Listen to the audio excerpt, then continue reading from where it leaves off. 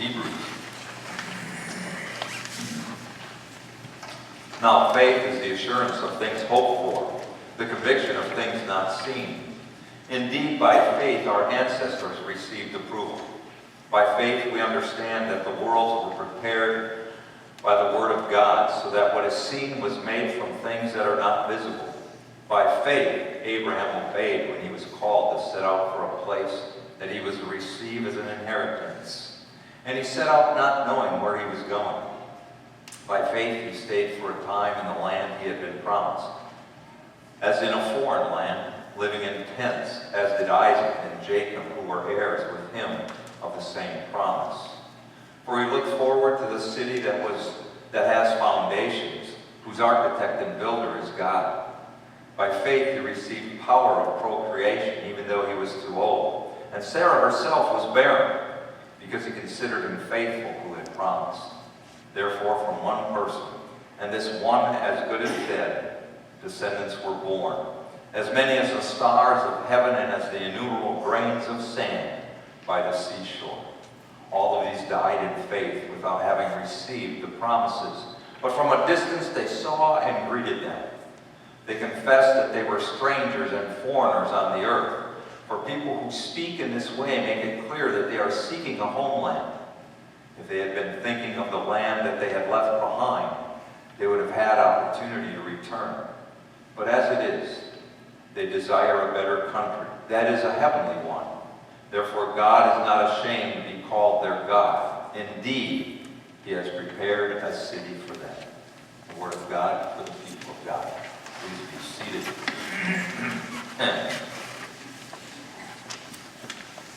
I'm smiling.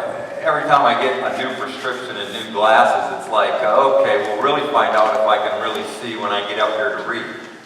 And so I just have to figure out where my eyes need to be in these bifocals to make sure I can see what I need to see. So it's always an adjustment period, the first Sunday. Grace and peace to the disciples of Jesus. Billy Joe, a good old boy from the deep south, stopped at a convenience store. There he ran into Ricardo, an old buddy from New York City. Billy Joe was a mischievous one. When no one was looking, he stole 3 candy bars from the store shelf. Walking out of the store, he turned to Ricardo and bragged, "Ha! Did you see what this southern old boy did? I stole 3 candy bars and got away with it. Man, I'm slick." Ricardo wasn't impressed. "That's nothing. Let's go back into the store and I'll show you what slick is from where I come from." So they returned to the convenience store. Ricardo went up to the young man behind the counter and said, "Hey, you want to see a fantastic magic trick?" The young man said, "Well, I guess so." Ricardo said, "Give me a candy bar." The convenience store gave him a candy bar, and Ricardo ate it. He asked for a second candy bar. He ate the second one. He asked for a third candy bar. He ate the third one. "That's it," he said. "That's the trick." The young man behind the counter was grossly disappointed. He asked, "But where's the magic?" Ricardo replied, "Oh, check in my friend's pocket. You will find all 3 of those candy bars there." And of course they were there. Now that's a pretty good magic trick if you disregard the ethics of it all. Have you ever sat in a worship service and thought to yourself, where's the magic? And it don't mean that when you come to worship, you are expecting a magic show with a charming magician and his beautiful assistant and he's pulling rabbits out of the hat. What I do contend is that there ought to be a sense of expectancy when you come into this room that something special is going to happen. As if you expected this day that you would come into the presence of God. I believe the 11th chapter of Hebrews has that kind of magic. In it, the writer seeks to define the meaning of faith. And it's clear that he believes there is magic in faith. He begins with a definition. Now, faith is confidence in what we hope for, and assurance of the things that we do not see. That's a nice sounding definition, but it's kind of abstract. And what does it really mean? Faith is confidence in what we hope for, and assurance of what we do not see. Fortunately, the writer does not stop with a dictionary definition. He shows us faith in action. This is what the ancients were commanded for, and they were commended for this faith that they had. By faith, we understand that the universe was formed by God's command, so that what is seen was not made out of what was visible. He's taking us back to the time when God said, "Let there be light," and there was light. Then, turning to the first chapters of the Bible, he begins with Abel and shows how Abel's offering is good to God, and it was more acceptable than Cain's. Why? Because Abel had more faith. Then he deals with Enoch and Noah and Abraham and Isaac and Jacob and Joseph and Moses, and he shows us the importance of faith at work in their lives. It is a stirring chapter filled with magic only God could perform. We see that same magic in our brief lesson for today. Listen again as he describes this elderly couple. By faith, Abraham, when called to go to a place he would later receive as his inheritance, obeyed and went, even though he did not know where he was going. And by faith, even Sarah, who was way past childbearing age, was enabled to bear children. And so from this one man, who was as good as dead, came descendants as numerous as the stars in the sky and as countless as the sands on the earth. If that is not magic, I would like to know what is. But it is not the kind of magic that a magician can perform. It is magic only God can perform. And it's magic that can be seen only through the eyes of faith. Again, the writer of Hebrews is giving us a description of the nature of faith. What is faith? Well, let's begin with the most elementary statement possible. Faith is belief in God. However, it is not simply that God exists, but that God is present with us and is working to our best good. In other words, faith is trusting God in all things. It's the kind of faith a respected priest, Father Henry Nouwen, once described in a story of a German trapeze artist family. And he talks about this family, how he admired how they flew through the air. Once Nouwen recalls, he asked the leader of this group of trapeze artists about flying through the air. The leader of these trapeze artists explains his craft like this: as a flyer, I must have complete trust in my catcher, he said. Now, he said the public might think that I, the guy flying through the air, is the star of the show. But the real star is Joe, the catcher. He has to be there for me with split-second precision and grab me out of the air. I have to simply stretch out my arms and hands and wait for him to catch me. He says the worst thing the flyer can do is to try and catch the catcher. And I never thought about it. It makes total sense. If I'm the guy flying through the air and I'm trying to grab the catcher, there's a good chance we're going to miss each other. So I have to have complete trust and just put my arms and hands straight out and let the catcher do his job. He said a flyer must fly and a catcher must catch. And the flyer must trust with outstretched arms that his catcher will be there for him. Do you believe that when you are flying through the air, in those times of crisis, that God is there and that God will catch you? That is faith. It is not simply belief that there is a God. It is about trust that God cares for you and is always working for your good.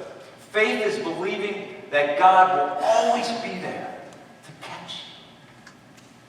That brings us to the second thing that faith is. Since we trust God, faith is also living in obedience to God's will. Here's where the rubber meets the road. Abraham didn't just believe in the existence of God. Because he trusted God, Abraham went where God told him to go, and he did what God told him to do.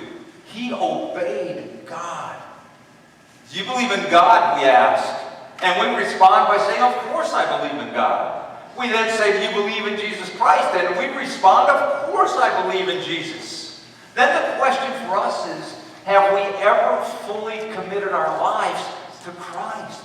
Enough so that we will do whatever he asks us to do, and we will trust him in all situations.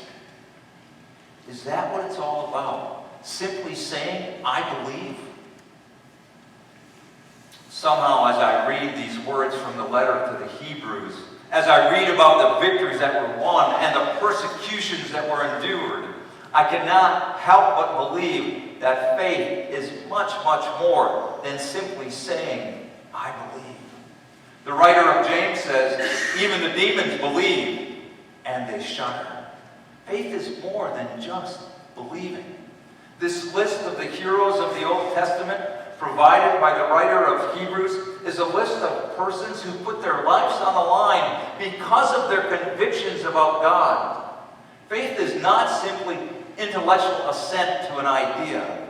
It is a life-changing choice to walk where God would have you go. But there's one thing more we need to see.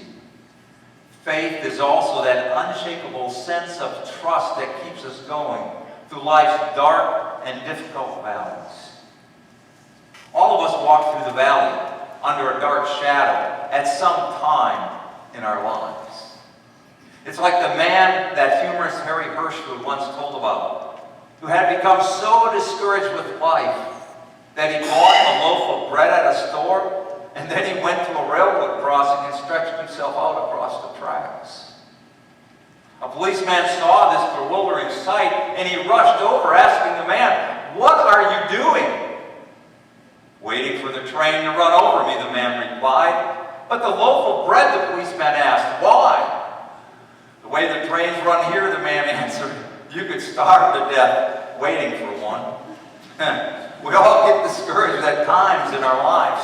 No one is exempt, but that doesn't mean we give up. There is always a way out if we allow God's Spirit to guide us throughout our lives. Faith is a commitment of all we are and all we hope to be with God.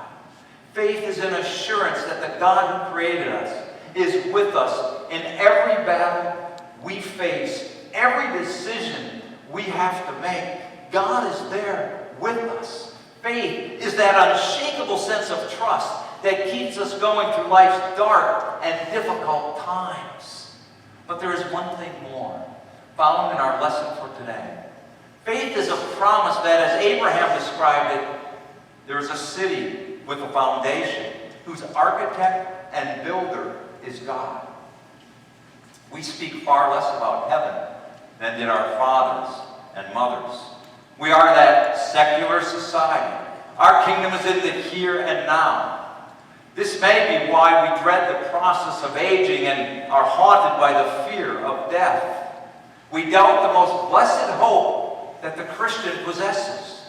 Do we believe that life ends at the grave? Faith, to really be faith, always has a forward look, a positive expectation, an unquenchable hope. Such a spirit comes from a lifetime of commitment and trust. It doesn't happen overnight, and it doesn't come easily. There are good days and there are bad, but there is always that belief that no matter what, life goes on with Christ. Do you believe in God? Yes, we say, of course I believe in God. Do you have the faith that Abraham had? Belief in the promises of God? Do you believe that God will always be with you, regardless of the obstacles that you may face, even unto eternity? That's faith. Grab it, embrace it, and believe in the magic, if you will, that God is always there